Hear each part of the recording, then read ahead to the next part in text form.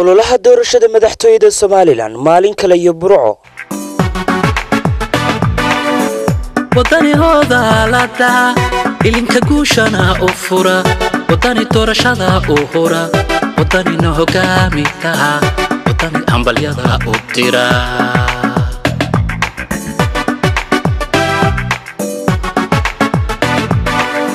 Somaliland 13 November waxay wajahaysaa doorashadii saddexaad ee hab cod bixin dadweyne lagu doorto madaxda ugu sareysa dalka 12 casho ugu dambeeyay guud ahaan gobolada iyo degmooyinka dalkan Somaliland waxa si habsami uga socday ololaha doorashada madaxtooyada Somaliland saxar ma daarin maalintanina waa maalin kale oo afar u noqonaysa muujinta codada taageero ay shacbiyada kala duwan ee Somaliland u hayaan xisbiga mucaaradka ee wadani taageerayaasha isbedelka ee gobolka Togdheer ilaa shalay waxa laga dareemayay burco muujinta codadooda taageero gaadiidka kuwooda yaryar iyo kuwa waaweyn oo sida shacabka taageerayaasha wadanina waxay marayeen wadooyinka kala duwan ee burco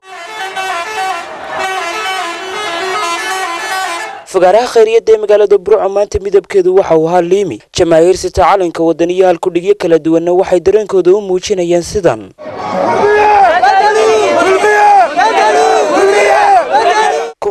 kumanaan taageerayaasha oo xisbiga mucaaradka ee wadani soo buuxdhaafiyay fagaaraha khayriyada burco iyo hareeraheeda ayaa waxa kala soo qayb galay dabaaldega musharaxa jagada madaxweynenimo xisbiga wadani Dr. Cabdiraxmaan Ciro hogaamiyaha xisbiga iyo sidoo kale siyaasiyiin kale taageerayaashani ayaa hadba soo bandhigayay wacdaro iyo sidoo kale halka dhugyo kala duwan kuwaas oo soo jiitay kamaradaha kala duwan ee warbaahinta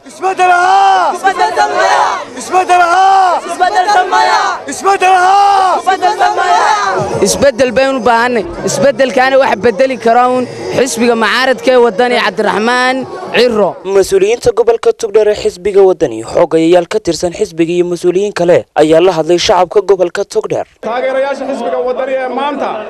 xuduudoodii iyo taageeradoodii isugu soo baxay ee ku muujinaya maalintoodii afraad inay haad qadiya inay kaga dhigaan qolyihii doonayay ee shalayta ku lahaa xisbiga wadani uu seexday burco waxay u baahan tahay midnimo burco waxay u baahan tahay wadajir burco waxay u baahan tahay inay gacmaha isqabsato waa hooyadii Somaliland 25 sanadood ka hor baa halka lagaga dhawaaqay burco waxay doonaysaa in garoonadeedii la furo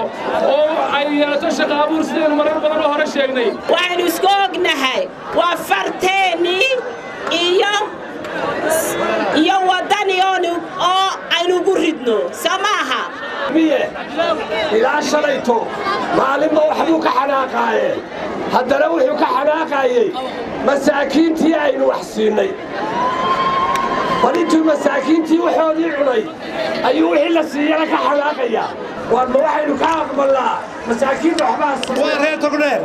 nabadda xajista wanaagga xajista waxa ku xajista kartaa idinkoo maanta xisbiga wadani oo codeeya idinkoo mar dambe yeelin sidaas ka qof qodhow tihiin u midaysantiin waxaanu idinka ballan qaadaynaa inaa adduunka calankiinu jimciyada qurumaha ka dhaxaysa ka babado oo اعتراف هشان واسكولرشيب هشان وعندوك ونوفتان سو كمية بدلو سو عبد الرحمن محمد عبد الله عرم سو صارو سو وداني ومعودينو الله نوايو شعبي وينها الربع وحليها واحد شبيسين وجمالنا وموجسين sheegaanta wixii la oranaya la sheegay soo maaha waxaan idin sheegaynaa qabyaaladii soo afjarnay oo sheegaantii dhamaatay oo dadku saarkan xisbiga wadani wuxuu taagan yahay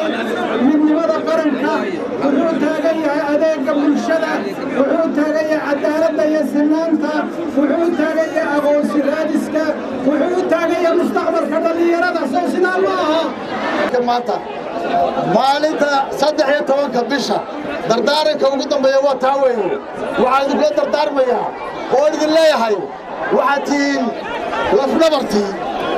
codka laga rabaa inaad ilaalisaan Soomaaliland